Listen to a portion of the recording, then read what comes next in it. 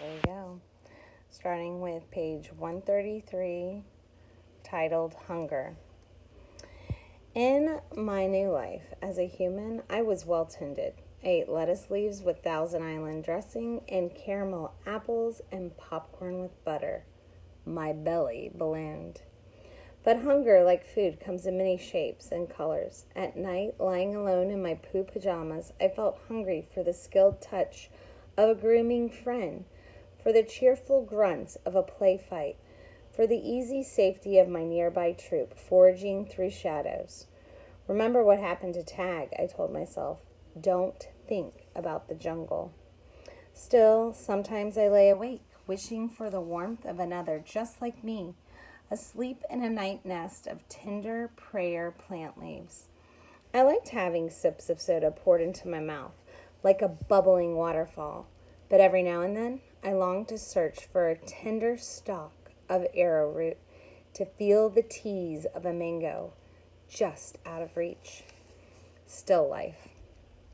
One day, Helen came home with something large and flat wrapped in brown paper. "Look what I bought today," she said excitedly as she tore off the paper. "A painting to go over the living room couch." "Fruit in a bowl," Max said with a shrug. "Big deal." "This is fine art. It's called a still life," Helen explained, "and I think it's lovely." I dashed over to examine the painting, marveling at the colors and shapes. "See," said Max's wife. "Ivan likes it." "Ivan likes to roll up poop and throw it at squirrels," Max said. I couldn't take my eyes off the apples and bananas and grapes in the picture. They looked so real, so inviting, so edible. I reached out to touch a grape, and Helen slapped my hand. "Bad boy, Ivan. Don't touch."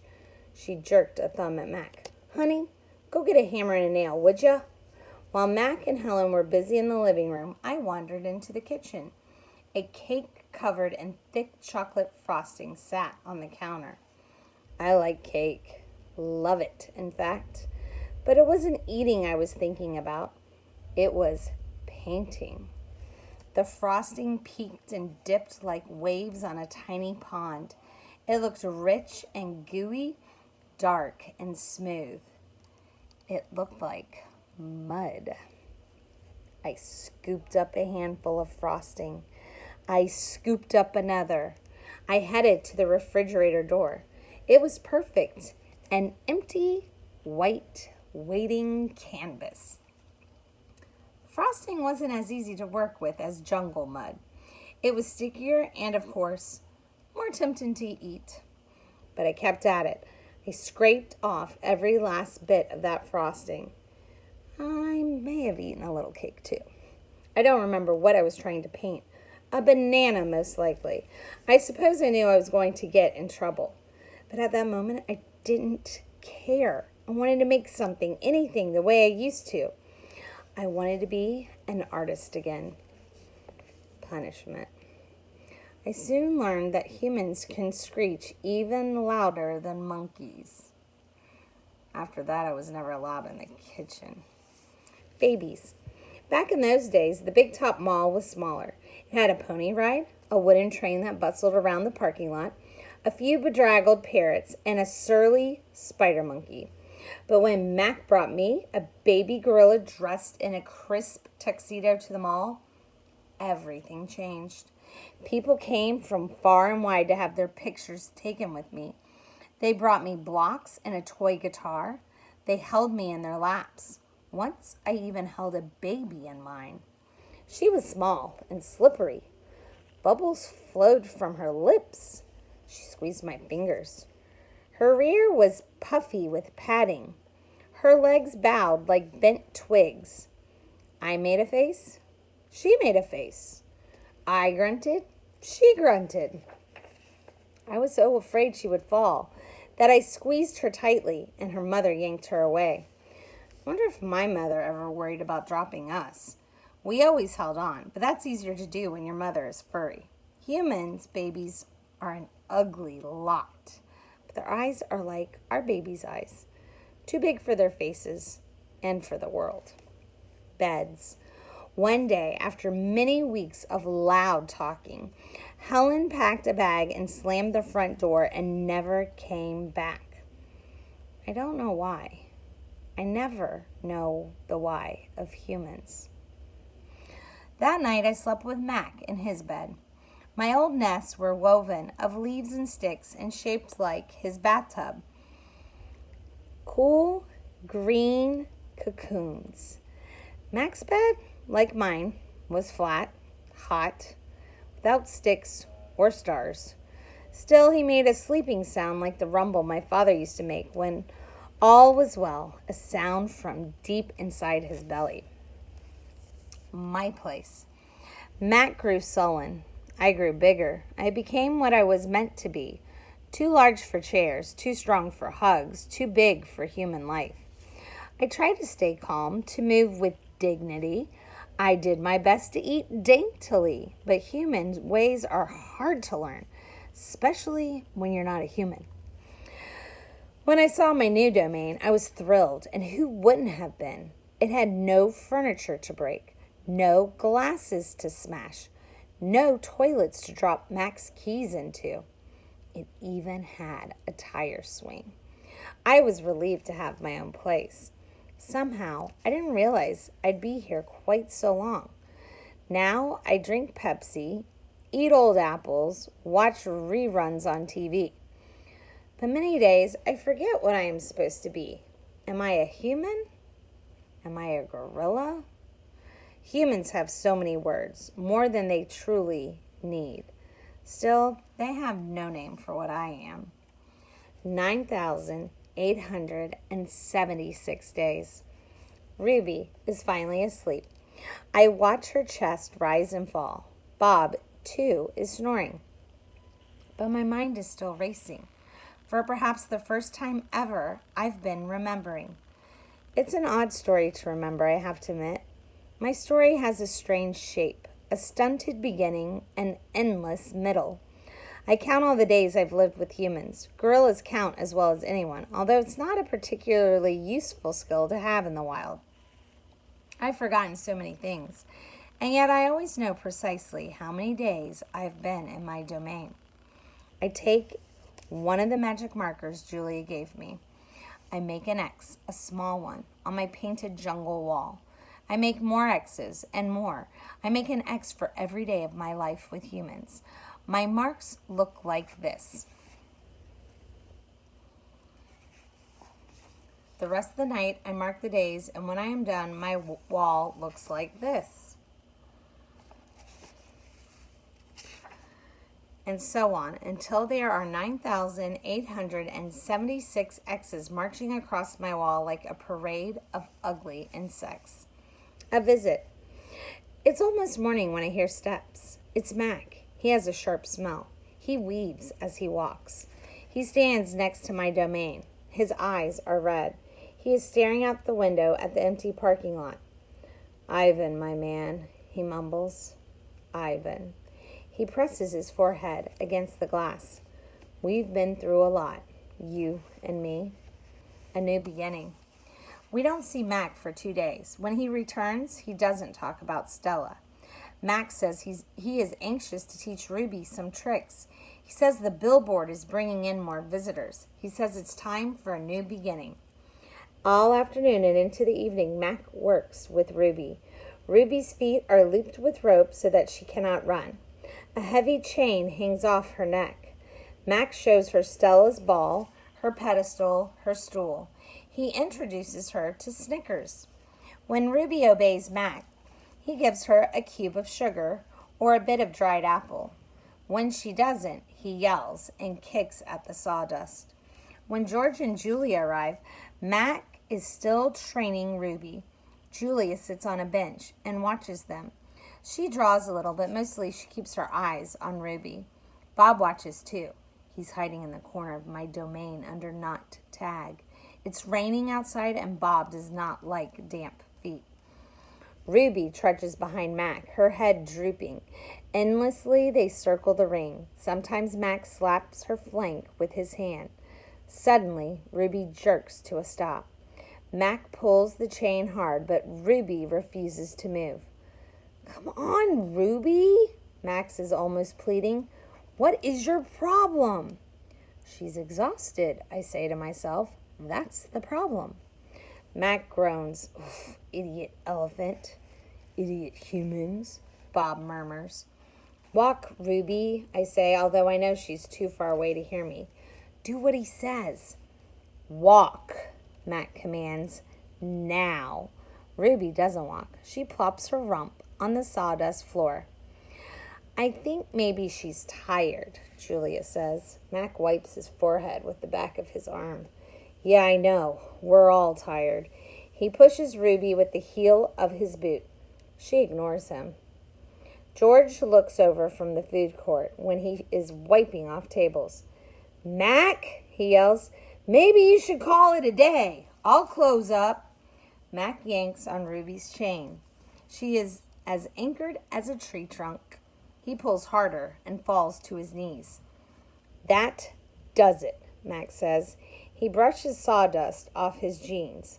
I am through playing around. Mac stomps off to his office. When he returns, he is carrying a long stick. The gleaming hook on its end is almost beautiful, like a sliver of moon. It's a claw stick. Mac pokes Ruby with the sharp point. Not hard, just a touch. I can tell he wants her to see how much it can hurt. I growl low in my throat. Ruby doesn't budge. She's a gray, unmoving boulder. She closes her eyes, and for a moment I wonder if she might have fallen asleep. I'm warning you, Max says. He breathes out. He stares at the ceiling. Ruby makes a huffing sound. Fine, Max says. You want to play it that way? He draws back the claw stick. No! Julia cries. I'm not going to hurt her, Max says. I just want to get her attention. Bob snarls. Mac swings. The hook slices the air just a few inches above Ruby's head. See why you don't want to mess with me? Max says. He draws back the claw stick again. Now move! Ruby jerks her head, flinging her trunk toward Mac. She makes a noise that sends the sawdust scattering. It makes my glass shiver. It is the most beautiful mad I have ever heard. Ruby's trunk slaps into Mac. I don't see exactly where she strikes him. Somewhere below his stomach, I think. And I know he must be uncomfortable because Mac drops the claw stick and falls down on the ground and curls into a ball and howls like a baby. Direct hit, Bob says. Poor Mac. Mac groans. He stumbles to his feet and hobbles off toward his office. Ruby watches him leave. I can't read her expression. Is she afraid? Relieved? Proud? When Mac is gone, George and Julia lead Ruby from the ring. It's okay, baby. It's okay, Julia says, stroking Ruby's head. They settle Ruby in her domain and make sure she has fresh water and food.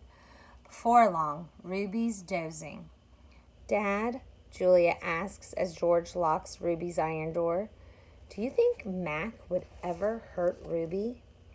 I don't think so, Jules, George says. At least I hope not. Maybe we could call someone. George scratches his chin. I wish I could help Ruby, but I wouldn't know how. I mean, who would I call? The elephant cops? Besides, George looks down. I need this job, Jules. We need this job. Your mom, the doctor bills. He kisses the top of Julia's head. Back to work, you and me both. Julia sighs and reaches for her backpack.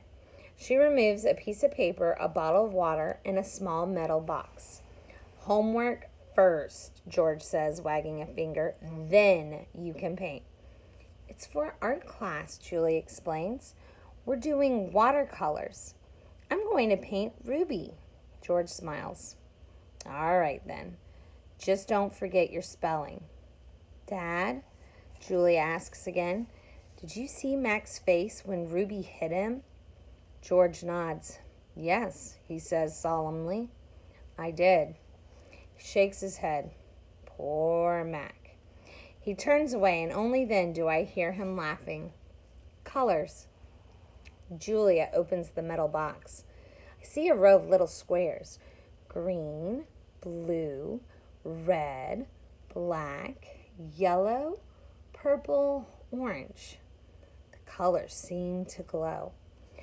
She pulls out a brush with a thin tuft of a tail at its end. She dips the brush in water and wets the paper, then taps at the red square. When the brush meets the damp paper, pink petals of color unfurl like morning flowers. I can't take my eyes off that magical brush.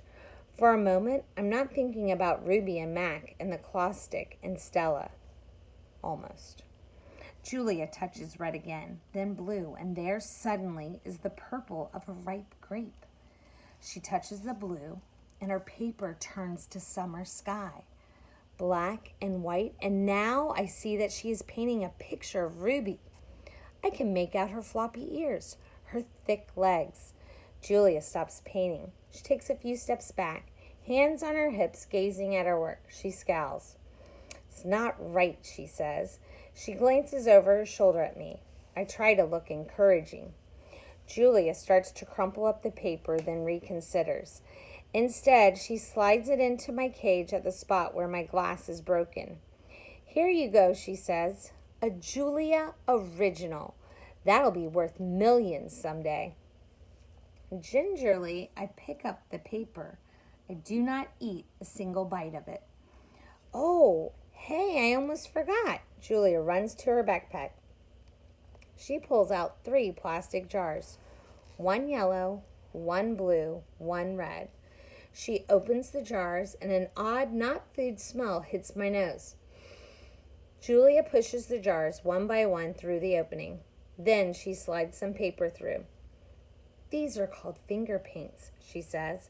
My aunt gave them to me, but really, I'm too old for finger painting. I stick a finger into the red jar. The paint is thick as mud. It's cool and smooth like bananas underfoot. I pop my finger into my mouth. It's not exactly ripe mango, but it's not bad. Julia laughs. You don't eat it. You paint with it. She grabs a piece of paper and presses her finger on it. See? Like this. I place my finger on a piece of paper. I lift it, and a red mark is there. I get a bigger glob from the pot and slap my hand down on the page. When I pull my hand off the paper, its red twin stays behind. This isn't like the ghostly handprints on my glass, the ones my visitors leave behind. This handprint can't be so easily wiped away. And that is where we'll stop, and I'll see you again later.